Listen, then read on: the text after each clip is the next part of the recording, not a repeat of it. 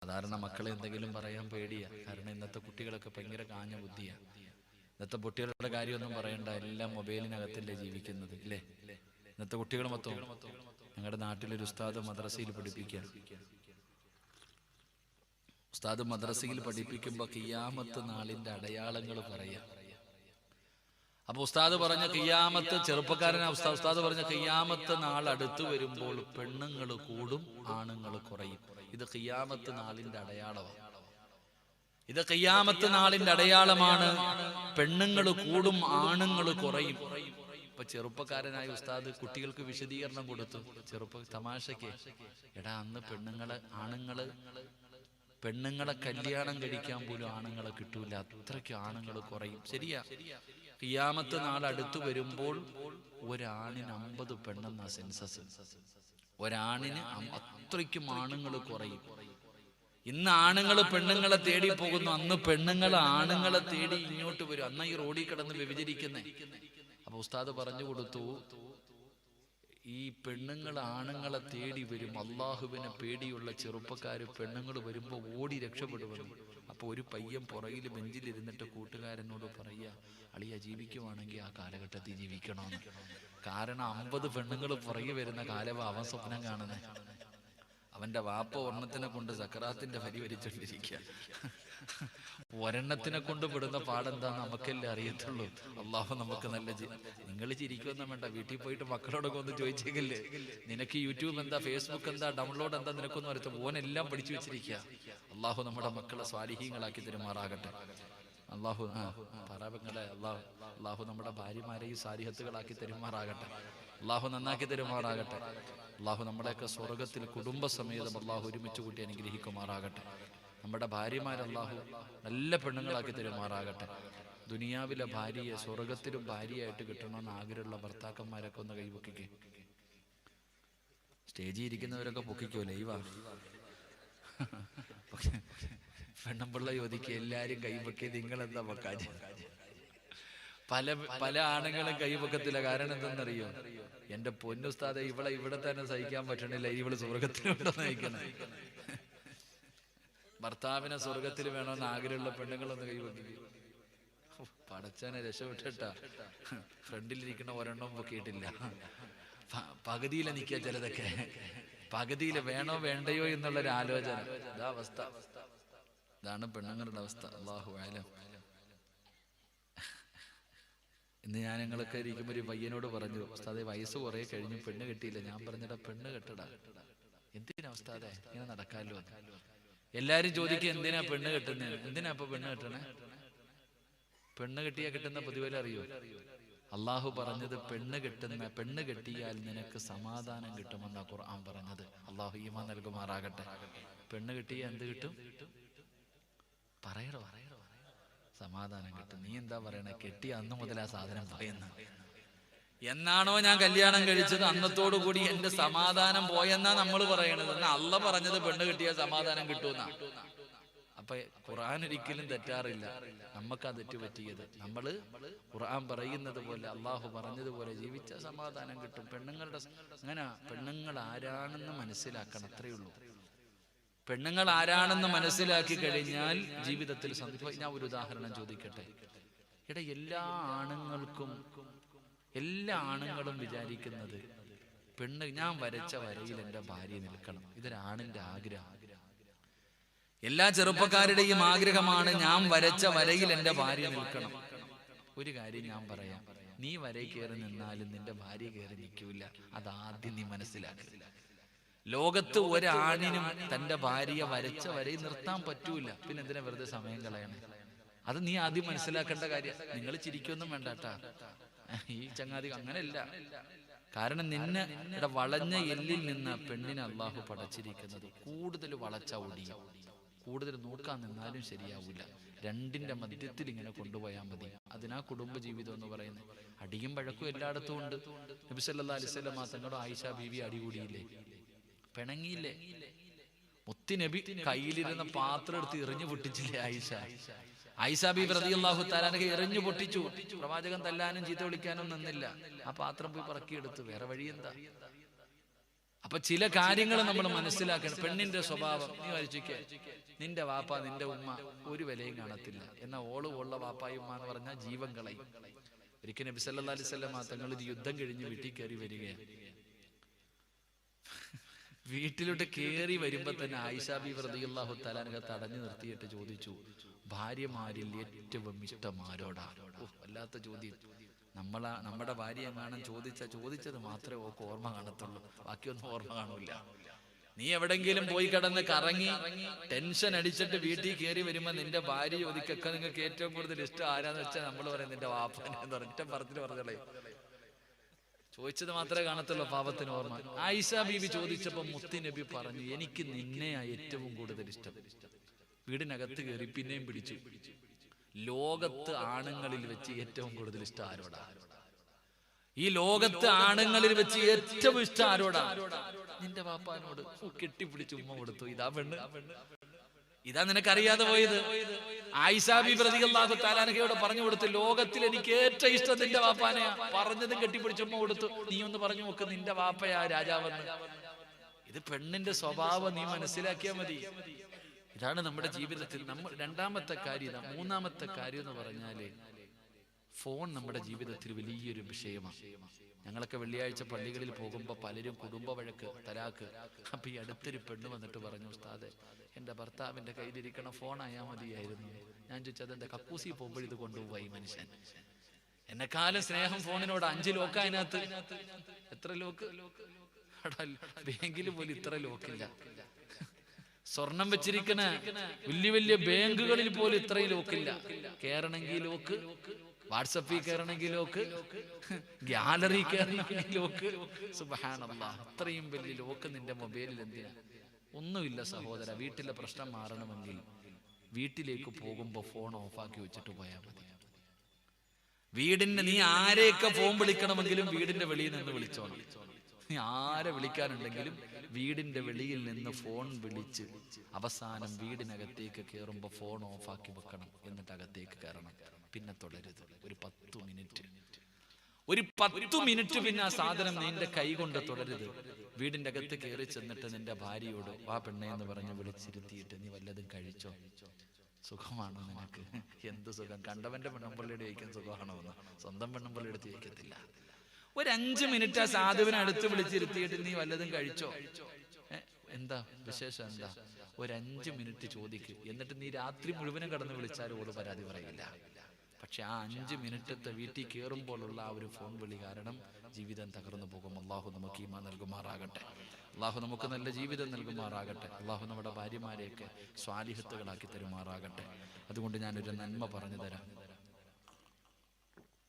അള്ളാഹു നമ്മുടെ പാപം പൊറുക്കാനുള്ള 5-ാമത്തെ വഴി അള്ളാഹുവിന്റെ പരിശുദ്ധമായ ഖുർആനിൽ ഒരു സൂറത്ത് ഓതിയാൽ മതി.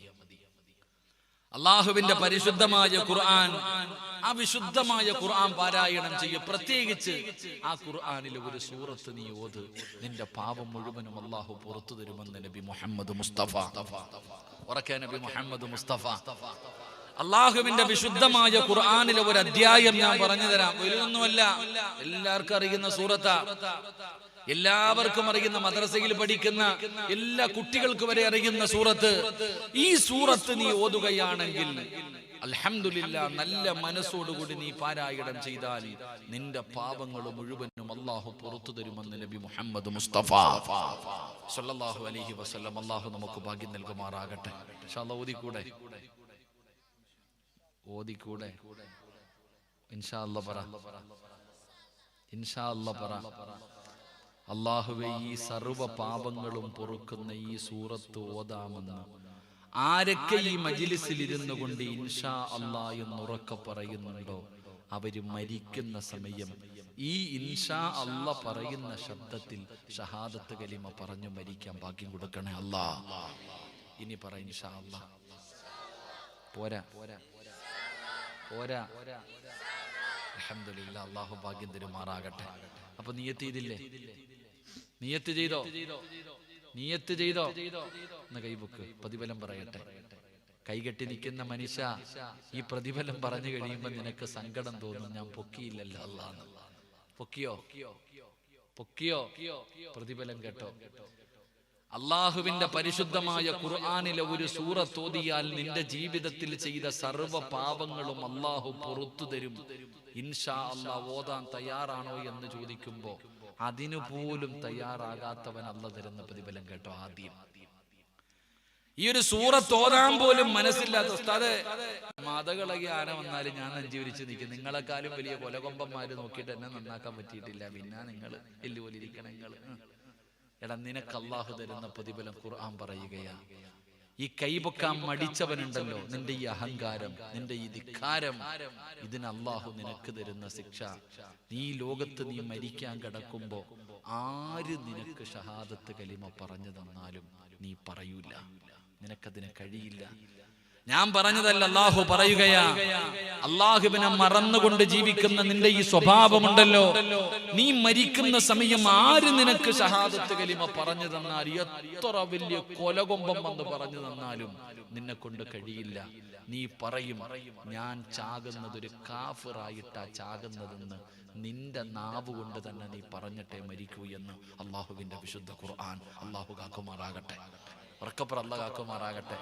നീ തന്നെ പറയും, നാട്ടുകാരല്ല, മരിക്കുന്ന സമയം നീ പറയും, ഞാൻ മരിക്കുന്നത് ഈമാനില്ലാതെയാ, ഞാൻ മരിക്കുന്നത് ഈമാനില്ലാതെയാ എന്ന്, ചത്തുപോകുന്നതെന്ന് നീ തന്നെ മരണമൊഴി പറഞ്ഞിട്ട് മരിക്കും. അള്ളാഹു കാക്കുമാറാകട്ടെ, അള്ളാഹു കാക്കുമാറാകട്ടെ. ഇനി പറ, ഓതാമെന്ന് നിയ്യത്ത് ചെയ്യുന്നവര് കൈബുക്ക്, കാലും പൊക്കും. ഇപ്പൊ നേരത്തെ ഇത് പൊക്കിയിരുന്നെങ്കിൽ എന്നെ കൊണ്ട് ഇത്രയും പറയിക്കണം. അതങ്ങനെ അല്ലാഹു ഈമാൻ നൽകുമാറാകട്ടെ. എന്റെ പ്രിയമുള്ള സഹോദരങ്ങളോട് സഹോദരിമാരോട് ഏത് സൂറത്താണ് പാരായണം ചെയ്യേണ്ടതെന്നറിയുമോ? അല്ലാഹുവിന്റെ വിശുദ്ധമായ ഖുർആനിലെ ഈ അധ്യായം നിനക്കൊന്ന് പാരായണം ചെയ്യാൻ പറ്റുമോ? അല്ലാഹു തരുന്ന പ്രതിഫലം എന്തെന്നറിയുമോ? അല്ലാഹു തരുന്ന പ്രതിഫലം എന്തെന്നറിയുമോ? എന്റെ പ്രിയപ്പെട്ട പെങ്ങളെ, ഈമാനോടുകൂടിയുള്ള മരണമാണ്. എന്റെ പ്രിയപ്പെട്ട ചെറുപ്പക്കാരാ, എന്റെ പ്രിയപ്പെട്ട ചെറുപ്പക്കാരാ, അല്ലാഹുവിന്റെ പരിശുദ്ധമായ ഖുർആൻ ഓതുന്നവർക്ക് പടച്ച റബ്ബ് തരുന്ന പ്രതിഫലം എന്താ? ഉസ്താദേ, ഇന്നത്തെ രാത്രി മുതൽ മറക്കാതെ ഞാൻ ഓതും. ഇന്നത്തെ രാത്രി മുതൽ ഇൻഷാ അല്ലാഹ് ഈ അധ്യായം പാരായണം ചെയ്യാതെ ഞാൻ ഉറങ്ങില്ല ഉസ്താദ്. എന്റെ പാപങ്ങൾ മുഴുവനും പൊറുക്കുന്ന അധ്യായമാണല്ലോ. ഇഖ്ലാസോടുകൂടി ആത്മാർത്ഥമായി തൗബ ചെയ്യുന്ന മനസ്സോടുകൂടി എന്റെ പാപങ്ങൾ മുഴുവനും അല്ലാഹു പൊറുക്കണമെന്നുള്ള ആഗ്രഹത്തോട് ആരെങ്കിലും ഈ സൂറത്ത് പാരായണം ചെയ്താൽ അവന്റെ പാപങ്ങൾ മുഴുവനും അല്ലാഹു പുറത്തു കൊടുക്കുമെന്നാ. അതുകൊണ്ട് പടച്ചവനെ ഓതുമെന്ന് തീരുമാനിച്ച പെങ്ങളെ, അല്ലാഹു നിനക്ക് തരുന്ന പ്രതിഫലം അറിയണോ? എന്റെ പ്രിയപ്പെട്ട സഹോദരിമാരെ, അല്ലാഹുവിന്റെ റസൂൽ എന്ന് പറയുകയാ, ആഗ്രഹമില്ലേ പെങ്ങള്, ആഗ്രഹമില്ലേ പെങ്ങള്, ഈ ലോകത്ത് നിന്ന് യാത്ര പറയുമ്പോ അസ്രായീൽ നിന്റെ റൂഹ് പിടിക്കാൻ കടന്നു വരുമല്ലോ, അല്ലാഹുവിന്റെ മലക്കുകളെ കടന്നു വരുമല്ലോ. ആകാശലോകത്ത് നിന്ന് അസ്രായീൽ എന്ന് പറയുന്ന മലക്കും തന്റെ അനുയായികളും നിന്റെ കണ്ണിന്റെ മുന്നിലേക്ക് കടന്നു വരുന്ന ദിവസമുണ്ടല്ലോ. ഫകശഫിനാ അൻക ഗൈതാക ഫബസറുക അൽയൗമ ഹദീദ്. കണ്ണിന്റെ മുന്നിലേക്ക് മലക്കുകൾ ഇറങ്ങി വരുന്ന ദിവസമുണ്ടല്ലോ, നീ നിന്റെ കണ്ണുകൊണ്ട് കാണുമല്ലോ. ആ മലക്കുകൾ നിന്റെ കാലിന്റെ വിരല് മുതൽ അവിടെ നിന്ന് റൂഹ് പിടിക്കുകയാണ്. പടച്ചവനെ, മുട്ടുവരെ, അരവരെ, നെഞ്ചുവരെ, കഴുത്തുവരെ, എന്നിട്ടെല്ലാ മലക്കുകളും നിന്റെ കൈകാലുകൾ പിടിച്ചു വെച്ചിരിക്കുകയാണ്. അവസാനം നിന്റെ തൊണ്ടക്കുടിയിൽ നിന്ന് റൂഹ് വലിച്ചെടുക്കുമ്പോ പറയണ്ടേ, ലാ ഇലാഹ ഇല്ലല്ലാഹ്.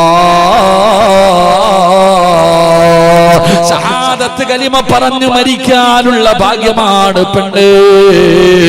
ഈമാനുള്ള മരണമാണ്, ഈമാനുള്ള മരണമാണ്. എല്ലാവരും കരയുന്ന ദിവസം നിനക്ക് ചിരിക്കാനുള്ള അവസരമാണ്. പടച്ചവനെ, നിനക്ക് അല്ലാഹു ഒരു നല്ല മരണം തരികയാ. എന്റെ പ്രിയപ്പെട്ട ചെറുപ്പക്കാരാ, അല്ലാഹുവിന്റെ പ്രവാചകൻ സല്ലല്ലാഹു അലൈഹി വസല്ലമ തങ്ങളുടെ പ്രിയപ്പെട്ട സ്വഹാബിയ മഹാനായ സഅദ് ഇബ്നു മുആദ് റളിയല്ലാഹു തആല അൻഹു നിന്നെപ്പോലെ ജനിച്ച കാലം മുതൽ മരിക്കുന്ന കാലം വരെ മുസ്ലിമായി ജീവിച്ച ചെറുപ്പക്കാരനല്ല. 30ാമത്തെ വയസ്സിലാണ് ഇസ്ലാമിലേക്ക് കടന്നു വരുന്നത്. 30ാമത്തെ വയസ്സിലാണ് ഇസ്ലാമിലേക്ക് കടന്നു വന്നത്. 36ാമത്തെയോ 38ാമത്തെ വയസ്സിലാണ് വഫാത്താകുന്നത്. കയ്യിലെണ്ണാവുന്ന വർഷങ്ങൾ മാത്രമേ മുസ്ലിമായി ജീവിച്ചുള്ളൂ. പക്ഷേ മഹാനായ സഅദ് റളിയല്ലാഹു തആല അൻഹു അവിടുന്ന് മരണപ്പെടുമ്പോ അല്ലാഹുവിന്റെ അർശ് കുലുങ്ങുകയാ. ഈ തുച്ഛമായ വർഷങ്ങൾ ജീവിച്ച സഅദ് ഇബ്നു മുആദ് റളിയല്ലാഹു തആല അൻഹു അവിടുന്ന് വഫാത്താകുമ്പോ അല്ലാഹുവിന്റെ സിംഹാസനം കുലുങ്ങുകയാണ്. ഈ പ്രപഞ്ചം കരയുകയാണ്. ഈ പ്രപഞ്ചം കരയുകയാണ്. പടച്ചവരെ എല്ലാവരും കരയുമ്പോ സഅദ് ഇബ്നു മുആദ് റളിയല്ലാഹു തആല അൻഹുവിന്റെ മുഖത്ത് വല്ലാത്ത പ്രകാശമാ. പടച്ചവനെ അവിടുത്തെ ചുണ്ടിൽ വല്ലാത്ത പുഞ്ചിരിയായിരുന്നു. മയ്യത്ത് കാണുന്നവർ മുഴുവനും കൊതിക്കുകയാണ്. എന്തൊരു മരണമാണ് പടച്ചവരെ, എന്തൊരു മരണമാണ് പടച്ചവരെ. ചുണ്ടിലെന്ത് പുഞ്ചിരിയാണ് പടച്ചവരെ, മുഖത്തെന്ത് പ്രകാശമാണ് പടച്ചവരെ. ഉറങ്ങുകയാണ് റബ്ബേ, ഉറങ്ങുകയാണ് റബ്ബേ. പടച്ചവനെ ചിലര് മരിച്ചു കിടക്കുമ്പോ അവരുടെ മുഖം കാണുമ്പോ നമുക്ക് കൊതി തോന്നുമല്ലോ. എന്റെ പ്രിയപ്പെട്ട ചെറുപ്പക്കാരാ, മഹത്തുക്കളായ ഒരുപാട് നേതാക്കന്മാരുടെ ജനാസ കണ്ടവരാണ്. ശംസുൽ ഉലമയെ കുറിച്ച് പറയുമല്ലോ, കണ്ണിയത്ത് ഉസ്താദിനെ കുറിച്ച് പറയുമല്ലോ, ചെറുശ്ശേരി ഉസ്താദിനെ കുറിച്ച് പറയുമല്ലോ, കോയക്കുട്ടി ഉസ്താദിനെ കുറിച്ച് പറയുമല്ലോ, മഹാനായ ശൈഖുനാ തിപ്പറ്റ ഉസ്താദിനെ കുറിച്ച് പറയുമല്ലോ. ഇവരുടെയൊക്കെ മരണം കണ്ടവരല്ലേ, ഇവരുടെയൊക്കെ ജനാസ കണ്ടവരല്ലേ. എല്ലാവരും കരയുമ്പോ നമ്മുടെ മുഖത്ത് നോക്കി ചിരിച്ചവരാ നമ്മുടെ മഹാന്മാര്. അതുകൊണ്ട് സഹോദരാ, അല്ലാഹുവിന്റെ വിശുദ്ധമായ ഖുർആൻ, ആ ഖുർആനം പാരായണം ചെയ്താൽ അല്ലാഹു നിനക്ക് തരുന്ന പ്രതിഫലം നല്ല മരണമാണ്. മഹാനായ സഅദ് റളിയല്ലാഹു തആല അൻഹു അവിടുന്ന് വഫാത്തായപ്പോ അല്ലാഹുവിന്റെ അർശ് കുലുങ്ങുകയാ.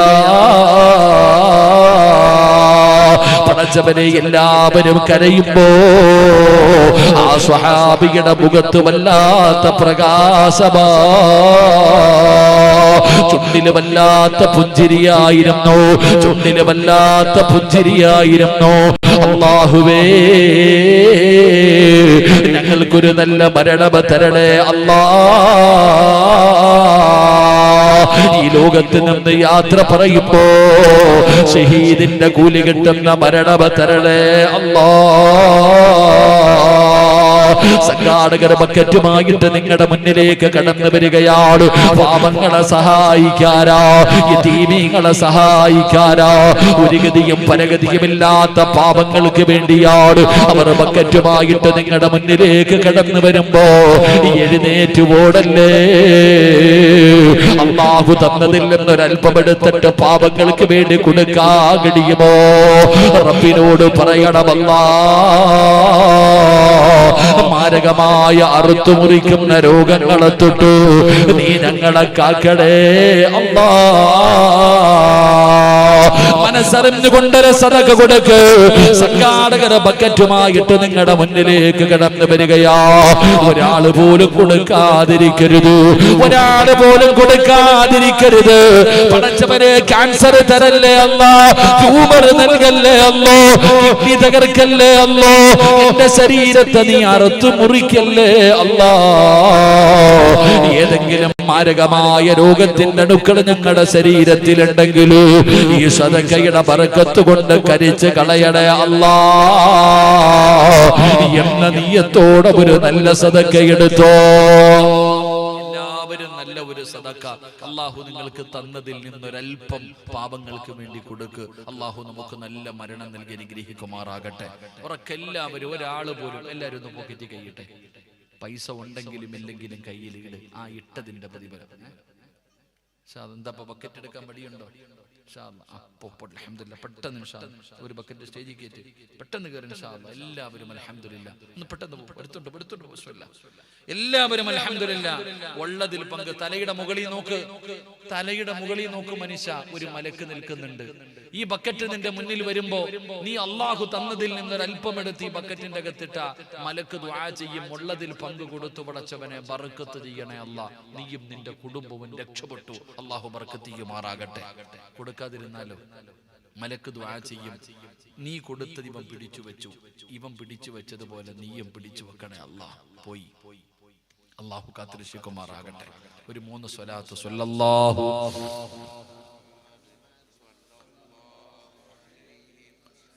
സല്ലല്ലാഹു അലാ മുഹമ്മദ് സല്ലല്ലാഹു അലൈഹി വസല്ലം അല്ലാഹുമ്മ സല്ലി അലാ മുഹമ്മദ് യാ റബ്ബി സല്ലി അലൈഹി വസല്ലം. എൻ്റെ പ്രിയപ്പെട്ട സഹോദരങ്ങളോട് സഹോദരിമാരോട് അല്ലാഹുവേ സഅദ് ഇബ്നു മുആദ് റളിയല്ലാഹു തആല അൻഹു പടച്ചവനെ അവിടുന്ന് മരിച്ചപ്പോൾ അല്ലാഹുവിൻ്റെ അർശ് കുലുങ്ങുകയാണ്. പടച്ച റബ്ബേ എല്ലാവരും കരയുന്ന ദിവസമാ സ്വഹാബിയുടെ മുഖത്ത് വല്ലാത്ത പ്രകാശമാ. മഹാനായ സഅദ് റളിയല്ലാഹു തആല അൻഹുവിന്റെ ജനാസ ചുമന്നു കൊണ്ടുപോവുകയാണ്. സഅദ് ഇബ്നു മുആദ് തങ്ങളുടെ ജനാസ കൊണ്ടുപോകുമ്പോ പടച്ചവനെ അല്ലാഹുവിന്റെ പ്രവാചകൻ അവിടുന്ന് തള്ളവിരൽ കുത്തിക്കെട്ട് നടന്നു പോവുകയാണ്. ഈ ലോകം തന്നെ സൃഷ്ടിക്കാൻ കാരണക്കാരനായ നബി മുഹമ്മദ് മുസ്തഫ സല്ലല്ലാഹു അലൈഹി വസല്ലമ തങ്ങൾ അവിടുന്ന് തള്ളവിരൽ കുത്തിക്കെട്ട് പ്രവാചകൻ ഇങ്ങനെ നടന്നു പോവുകയാണ്. പടച്ച റബ്ബേ സ്വഹാബികൾ അവിടുന്ന് പറഞ്ഞു യാ റസൂലല്ലാഹ് അല്ലാഹുവിന്റെ നബിയേ മയ്യത്തിന് ഭാരമില്ല നബിയേ അല്ലാഹുവിന്റെ പ്രവാചകൻ പറഞ്ഞ മറുപടി എന്തെന്നറിയുമോ? സഹാബികൾ പറയുന്നു നബിയേ മയ്യത്തിന് ഭാരമില്ല നബിയേ. പ്രവാചകൻ അവിടുന്ന് പറഞ്ഞു സ്വഹാബാ നടക്കാൻ സ്ഥലമില്ല സഹാബ. അല്ലാഹുവിന്റെ മലക്കുകൾ കടന്നു വന്നിരിക്കുകയാണ്. ആകാശ ലോകത്ത് നിന്ന് 70,000 മലക്കുകൾ ഇറങ്ങി വന്നത് കാരണം എനിക്ക് നടക്കാൻ സ്ഥലമില്ല. അല്ലാഹുവിന്റെ പ്രവാചകൻ അവിടുന്ന് തള്ളവിരൽ കുത്തിക്കെട്ട് നടക്കുകയാണ്. പടച്ചവനെ സഅദ് ഇബ്നു മുആദ് തങ്ങളുടെ ജനാസ ചുമന്നത് മലക്കുകളാ. അല്ലാഹുവിന്റെ മലക്കുകളാണ് സഅദ് എന്ന് പറയുന്ന ചെറുപ്പക്കാരന്റെ ജനാസ ചുമന്നത്. മലക്കുകൾ അവിടുന്ന് ഇറങ്ങി വന്നു. 70,000 മലക്കുകൾ ഇറങ്ങി വന്നു. മഹാനായ സഅദ് തങ്ങളെ ഖബറടക്കുന്നതിന് വേണ്ടി ഖബർ കുഴിക്കുമ്പോ പടച്ചവനെ ഖബർ കുഴിച്ചുകൊണ്ടിരിക്കുന്ന സമയത്ത് ഖബറിലെ മണ്ണിന് പോലും വല്ലാത്ത സുഗന്ധമാണ്. ഖബർ കുഴിക്കുന്ന മനുഷ്യനുണ്ടല്ലോ അവസാനം ഖബറിന്റെ അടിയിൽ നിന്ന് മണ്ണിങ്ങനെ തുടച്ചെടുക്കുകയാണ്. അവസാനം ഖബറിന്റെ അടിയിൽ നിന്ന് മണ്ണിങ്ങനെ തുടച്ചെടുക്കുമ്പോ ആരും കാണാതെ ഒരു പിടി മണ്ണെടുത്ത് തന്റെ മടിയിൽ വെക്കുകയാണ്. മഹാനായ സഅദ് റളിയല്ലാഹു തആല അൻഹുവിന്റെ ജനാസ ഖബറടക്കി എല്ലാവരും പിരിഞ്ഞുപോയി. ഈ മനുഷ്യൻ തന്റെ വീട്ടിലേക്ക് ചെല്ലുമ്പോ അരയിലിരിക്കുന്ന ഒരു പിടി മണ്ണിന് വല്ലാത്ത സുഗന്ധമാണ്. പടച്ചവനെ നിങ്ങളുടെ ചരിത്രം എടുത്ത് നോക്ക്. സഅദ് റളിയല്ലാഹു തആല അൻഹുവിനെ ഖബർ കുടിച്ച മനുഷ്യനുണ്ടല്ലോ അവിടുന്ന് രാത്രിയിൽ സ്വപ്നം കാണുകയാ. അവിടുന്ന് ചോദിച്ചു സഅദേ നീ മരിച്ചപ്പോൾ അല്ലാഹുവിന്റെ അർശ് കുലുങ്ങിയല്ലോ. എല്ലാവരും കരയുന്ന ദിവസം നിന്റെ മുഖത്ത് വല്ലാത്ത പ്രകാശമായിരുന്നല്ലോ. സഅദേ 70,000 മലക്കുകൾ നിന്റെ ജനാസ ചുമക്കാൻ കടന്നു വന്നല്ലോ. നിന്റെ ഖബറിലെ മണ്ണിന് പോലും സുഗന്ധമായിരുന്നു. നീ എന്ത് നന്മയാണ് ചെയ്യുന്നത്? ഈ പ്രതിഫലം കിട്ടാനുള്ള കാരണമെന്താ? മഹാനായ സഅദ് റളിയല്ലാഹു തആല അൻഹു പറഞ്ഞുകൊണ്ട് നിർത്തുകയാ. മഹാനായ സഅദ് റളിയല്ലാഹു തആല അൻഹു ഈ സ്വഹാബിയുടെ ഖബർ കുടിച്ച മനുഷ്യ സ്വപ്നം കണ്ടു. അവിടുന്ന് ചോദിച്ചു സഅദേ നീ മരിച്ചപ്പോ അല്ലാഹുവിന്റെ അർശ് കുലുങ്ങി. എല്ലാരും കരഞ്ഞപ്പോ നിന്റെ മുഖത്ത് പ്രകാശവും പുഞ്ചിരിയുമായിരുന്നു. 3, നിന്റെ മയ്യത്ത് ചുമന്നവർ പറഞ്ഞു നിന്റെ മയ്യത്തിന് ഭാരമില്ല എന്ന്. 4, നിന്റെ ജനാസ ചുമക്കാൻ അള്ളാഹുവിന്റെ 70,000 മലക്കുകൾ ഇറങ്ങി വന്നു. 70,000 മലക്കുകൾ ഇറങ്ങി വന്നു.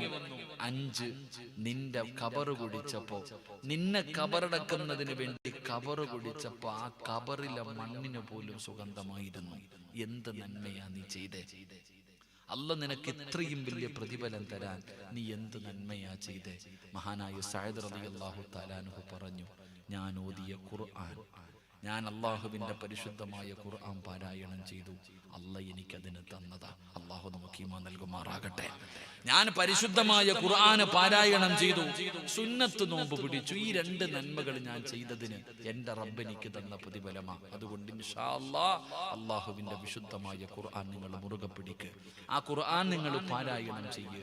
പാരായണം ചെയ്താൽ ഈ 5 പ്രതിഫലം അള്ളാഹു നിങ്ങൾക്ക് നൽകും. അള്ളാഹു നമുക്ക് ആ പ്രതിഫലം നൽകി അനുഗ്രഹിക്കുമാറാകട്ടെ.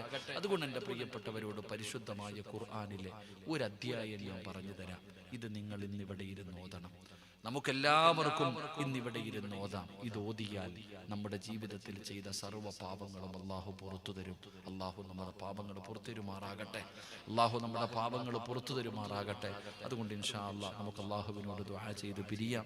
പുറത്തു നിൽക്കുന്നവരെല്ലാവരും ഇൻഷാ അല്ലാഹ് ഒന്ന് അടുക്കലേക്ക് വരിക. ഒന്നെല്ലാവരും ഇങ്ങോട്ട് ഇൻഷാ അല്ലാഹ്. എഴുന്നേക്കടോ? കഴിഞ്ഞു? വാ എഴുന്നേക്ക്. അൽഹംദുലില്ലാഹ്. വാ. ആ പുറത്തേക്കണ ചങ്ങാതിമാരൊക്കെ ഇങ്ങോട്ട് കയറി ഇൻഷാ അല്ലാഹ്. പെട്ടെന്ന് അടുത്തേക്കോ. അൽഹംദുലില്ലാഹ്.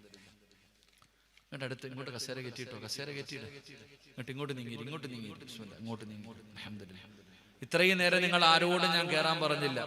ഇത് നിർത്തുകയാണ് ഇൻഷാ അല്ലാഹ്. അടുത്തേക്ക് വാ. അൽഹംദുലില്ലാഹ്. സ്വല്ലല്ലാഹു അലാ മുഹമ്മദ് സ്വല്ലല്ലാഹു അലൈഹി വസല്ലം. സ്വല്ലല്ലാഹു അലാ മുഹമ്മദ് സ്വല്ലല്ലാഹു അലൈഹി വസല്ലം. അല്ലാഹുമ്മ സ്വല്ലി അലാ മുഹമ്മദ്. അള്ളാഹു സ്വീകരിക്കുമാറാകട്ടെ. എൻ്റെ പ്രിയപ്പെട്ട സഹോദരങ്ങൾ, അതുകൊണ്ട് ഇൻഷാ അല്ലാഹ് നമുക്ക് അള്ളാഹുവിൻ്റെ മുന്നിൽ ആത്മാർത്ഥമായി ദുആ ചെയ്യാം. ഒരുപാട് നല്ല കാര്യങ്ങൾ ചെയ്യുന്നവരായി വരും എൻ്റെ പ്രിയപ്പെട്ട സഹോദരങ്ങൾ. അൽഹംദുലില്ലാഹ്, നമ്മൾ ഇത്രയും പേര് ഇവിടെ ഒരുമിച്ച് കൂടിയിട്ട് നമ്മൾ വെറും കൈയോടെ പോകാൻ പാടില്ല. നമ്മളെ കൊണ്ട് ആർക്കെങ്കിലും ഒരു ഉപകാരം ഉണ്ടാകണം. നമ്മൾ ഇത്രയും പേര് ഇവിടെ ഒരുമിച്ച് കൂടിയിട്ട് നമ്മൾ ഇവിടെ നിന്ന് പിരിഞ്ഞു പോകുമ്പോൾ ആർക്കെങ്കിലും ഒരു ഉപകാരം ഉണ്ടാകണം. നമ്മളൊക്കെ പറയാറുണ്ട്, ഉസ്താദേ എൻ്റെ വാപ്പ മരിച്ചത് വെള്ളിയാഴ്ച രാവിലെ, എന്റെ ഉമ്മ മരിച്ചപ്പോ ഷഹാദത്ത് കലിമ ഉറക്കെ പറഞ്ഞു, സംസം വെള്ളം കുടിച്ചിട്ടാ മരിച്ചത്. പറയാറുണ്ട് പെണ്ണുങ്ങളും ആണുങ്ങളും. നമ്മളെല്ലാവരും പറയാറുണ്ട്, നല്ല മരണം കിട്ടി, അങ്ങനെ കിട്ടി, ഇങ്ങനെ കിട്ടി, ഇങ്ങനെ മരിച്ച, അങ്ങനെ. ഇവിടെ നിന്റെ വാപ്പ വെള്ളിയാഴ്ച രാവി മരിച്ച നിനക്കെന്തെങ്കിലും കിട്ടൂ? അത് നീ ചിന്തിക്ക്. നിനക്കൊന്നും കിട്ടത്തില്ല. എന്റെ പ്രിയപ്പെട്ട സഹോദരി, നിന്റെ ഉമ്മ ലാ ഇലാഹ ഇല്ലല്ലാഹ് എന്നും പറഞ്ഞിട്ട് മരിച്ച നിന്റെ ഉമ്മ രക്ഷപ്പെട്ടു, നിനക്കൊന്നും കിട്ടത്തില്ല. നിനക്ക് എന്തെങ്കിലും കിട്ടണമെങ്കിൽ നീ അങ്ങനെ മരിച്ചു കാണിക്കുക. എന്തായാലും ഒരു ദിവസം നമ്മളെ തേടി മരണം വരും. അള്ളാഹു നമ്മുടെ മരണം നന്നാക്കി തരുമാറാകട്ടെ. നമുക്ക് എന്തായാലും മരണം നമ്മളെ തേടി വരും. മരണത്തിന് വല്ലാത്ത വേദനയുണ്ട്. ഖുർആൻ പറഞ്ഞതാ, കുല്ലു നഫ്സിൻ ദായിഖത്തുൽ മൗത്ത്. മരണത്തിന് വല്ലാത്ത വേദന. നമ്മൾ നോക്കിക്കേ എൻ്റെ പ്രിയപ്പെട്ട സഹോദരങ്ങളെ, മരണവേദനയെ കുറിച്ച് എന്തുകൊണ്ട് നമ്മൾ ആലോചിക്കുന്നില്ല? ഇറച്ചിക്കടയിൽ പോകും. ഇപ്പൊ ഉസ്താദിന്റെ സഹോദരനായി ഇന്ന് കണ്ടപ്പോ നമ്മളൊക്കെ കടകളിൽ പോകും ഇറച്ചി വാങ്ങാൻ. ഇറച്ചിക്കടയിൽ പോയിട്ട് കോഴി അറുത്തിട്ട് അങ്ങോട്ട് ഇടുമ്പോ ഈ കോഴി കിടന്ന് ചിറകും കയ്യും കാലും ഒക്കെ ഇട്ടടിക്കും. നമ്മൾ നോക്കി നിൽക്കും.